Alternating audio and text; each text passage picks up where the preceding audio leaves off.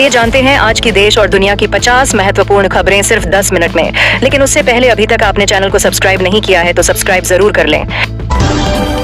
केंद्र सरकार ने महंगाई पर नियंत्रण के लिए उच्च स्तरीय बैठक बुलाई, जिसमें खाद्य पदार्थों की कीमतें स्थिर रखने और सप्लाई चेन मजबूत करने पर चर्चा हुई। अधिकारियों को राज्यों के साथ समन्वय बढ़ाने के निर्देश दिए गए। दिल्ली एनसीआर में सुबह हल्की बारिश से मौसम सुहावना हुआ, लेकिन कई इलाकों में ट्रैफिक जाम की स्थिति बन गई। मौसम विभाग ने अगले 24 घंटों में बादल छाए रहने की संभावना जताई है। संसद के बजट सत्र में विपक्ष ने बेरोजगारी के मुद्दे पर सरकार को घेरा।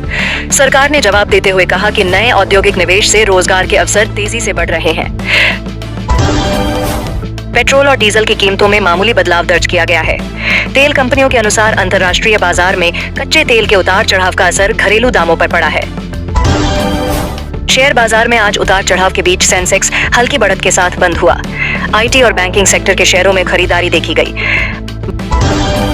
भारतीय रिजर्व बैंक ने डिजिटल भुगतान को बढ़ावा देने के लिए नई गाइडलाइन जारी की, जिससे छोटे व्यापारियों को ऑनलाइन लेन-देन में सुविधा मिलेगी। उत्तर भारत के कई राज्यों में गेहूं की सरकारी खरीद प्रक्रिया तेज हो गई है। किसानों को समर्थन मूल्य का लाभ सीधे खाते में भेजा जा रहा है। शिक्षा मंत्रालय ने बोर्ड परीक्षाओं के मूल्यांकन प्रक्रिया में पारदर्शिता बढ़ाने के लिए प्रणाली लागू करने की घोषणा की।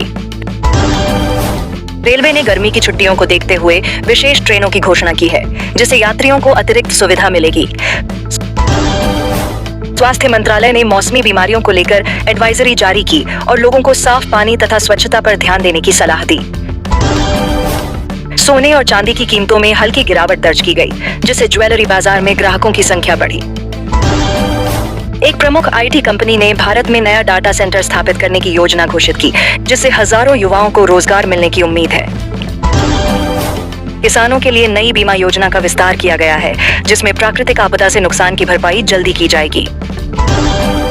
सुप्रीम कोर्ट में आज एक महत्वपूर्ण संवैधानिक मामले पर सुनवाई हुई, जिसका फैसला आने वाले दिनों में दिया जाएगा। मुंबई में यातायात सुधार के लिए नई मेट्रो लाइन के निर्माण कार्य को गति दी गई है। अंतर्राष्ट्रीय बाजार में रुपए की स्थिति मजबूत हुई, जिससे आयात लागत में कुछ राहत मिलने की संभावना है। खेल मंत्रालय ने ओलंपिक तैयारी के लिए खिलाड़ियों को अतिरिक्त वित्तीय सहायता देने की घोषणा की।